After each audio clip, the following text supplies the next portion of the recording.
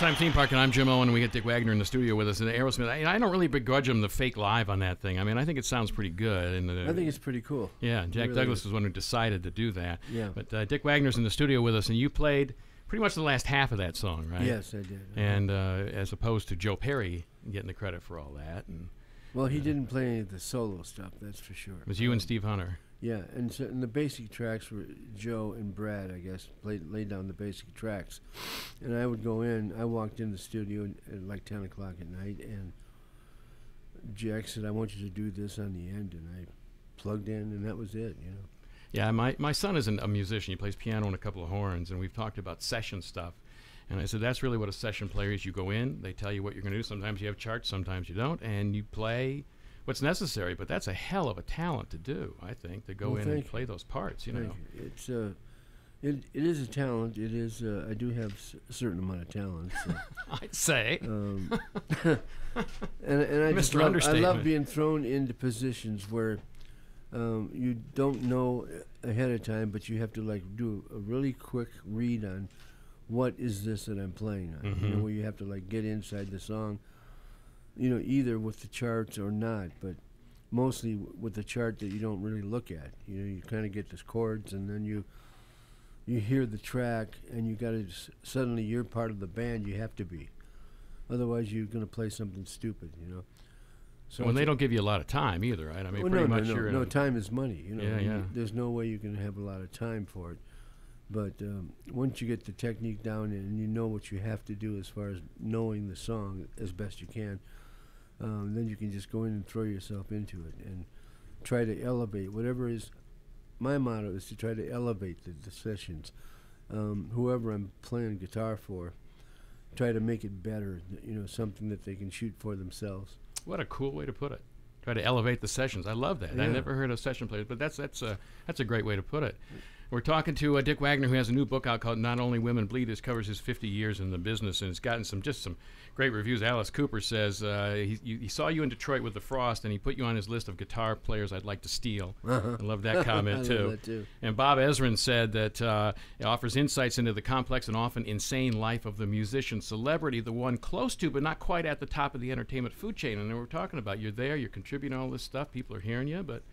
Yeah, but somebody else is the star. You're not going to be doing American Idol judging. No, so. No, I wouldn't do that. I wouldn't do it anyway. So. No, I hear you. Good for you. And Ted Nugent said you were his Motor City musical blood brother. I love that one, too. And Jack Douglas always said, I can count on the number of go-to guitar players in this country on half a hand, and you're one of those guys. Wow. You know, and I still think that's an incredible talent. Now, with Alice, you got hooked up with Alice, and you were on Schools Out.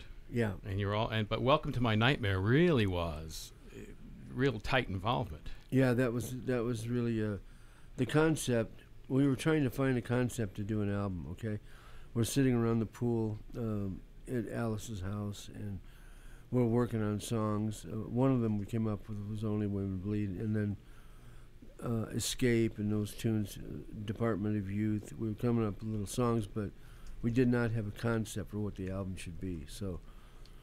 We just, of course, we left there and went to the Bahamas. You know. Well, of course. Of course, I mean, you have. I would have too. You have to change your environment. Sure.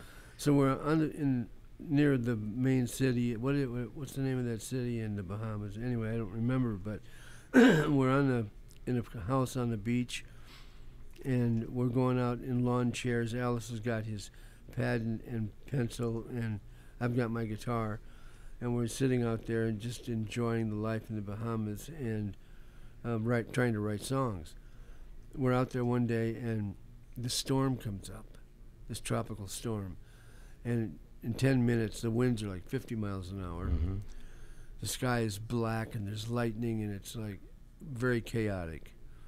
And it just set a mood for me, you know. So I played the opening riff for Welcome to My Nightmare, and I played that with that ninth chord in there, and then Alice, from his little chair over there, says, "Welcome to my nightmare," and that was it. Like, oh, cool! So just right then, that moment there, the whole concept is born. You know. Welcome to My Nightmare comes from a tropical storm. Now you know.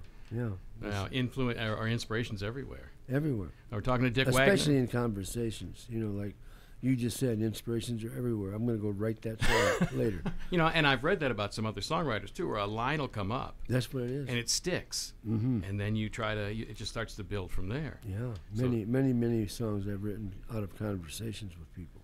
Well, and we just said a minute ago on Only Women Bleed, that was music you had from your band in Michigan, and then you and Alice built on it and put the lyrics together. Yeah, I wrote the actual music in 1968 when I was with the Frost.